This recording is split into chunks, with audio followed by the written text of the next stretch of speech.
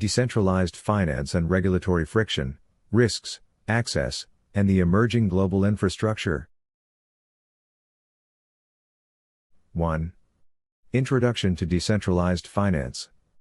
Decentralized finance, DeFi, while often hailed as the great equalizer of financial opportunity, presents significant systemic risk and technological complexity. Participation in DeFi is entirely voluntary, though financial institutions would appreciate your patience as they quietly integrate it into their back-end infrastructure while offering you a fraction of the yield.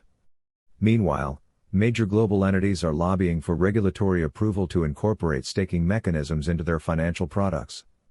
Simultaneously, international regulatory bodies are either limiting or outright denying access to digital assets through centralized exchanges. The general public may eventually access these innovations via traditional financial intermediaries, after they've been properly monetized and shaved down for retail. Footnote: DeFi offers access to financial tools traditionally reserved for institutions, albeit with complex risks and evolving regulation. 2. Regulatory exclusion and market gatekeeping. Regulators have long maintained gatekeeping policies, such as the accredited investor rule, which requires individuals to possess a net worth exceeding $1 million to access private market opportunities. The result is systemic exclusion from high-growth financial products. DeFi offers a structural workaround, providing access to yield-generating protocols independent of institutional approval. However, access is met with geographic and technological barriers, often leaving would-be participants blocked by centralized intermediaries. Footnote: regulatory frameworks frequently privilege high net worth individuals, while DeFi offers unfiltered access, at the participant's peril. 3. Structural risks within decentralized finance. The major risks in DeFi are not theoretical, they are code-based and brutally efficient. Smart contracts govern DeFi transactions but are vulnerable to bugs, exploits, and logic failures. Auditors exist to detect flaws, but open source code invites global scrutiny and creative sabotage.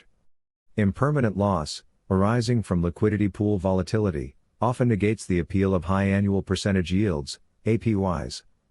Price oracle manipulation represents another structural threat, with incorrect data feeds producing cascading smart contract failures. Volatility further complicates leveraged DeFi strategies, where liquidations are automated and instant. Bridges, used to transfer assets between blockchains, are notoriously vulnerable, making them a hacker's playground. Footnote: smart contracts, oracles, and bridges pose substantial systemic risks within DeFi ecosystems, frequently resulting in massive capital loss. 4. Market timing and asset allocation. Participating in DeFi during bull market euphoria is akin to learning to swim in a tsunami. The ideal entry point remains the bear market trough, when transaction fees drop and risk-adjusted yields stabilize. Nevertheless, allocating even a small percentage of long-term holdings toward DeFi can create compound growth, assuming rigorous due diligence. Evaluating protocols, understanding liquidity pools, and quantifying risk exposures are prerequisites to meaningful participation. Footnote: strategic entry timing and disciplined allocation improve the probability of long-term success in DeFi participation. 5. Comparative risk, DeFi versus traditional banking. Traditional banking leverages deposits without visibility, often with fractional reserve mechanics offering zero yield to the depositor. By contrast, DeFi provides transparency, traceability, and protocol-based earnings, albeit with technical exposure and lack of institutional recourse. One does not need to allocate 100% of assets to DeFi. Marginal exposure with informed oversight can generate yield, particularly when compounded over appreciating crypto assets. Footnote: while banks leverage consumer deposits opaquely, DeFi allows direct visibility into asset deployment and yield generation. 6. Conclusion, utility, risk, and opportunity.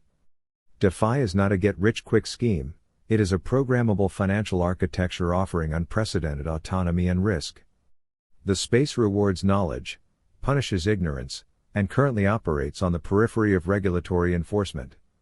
Participants must understand the trade-offs: access to yield versus exposure to volatility, innovation versus vulnerability, autonomy versus isolation.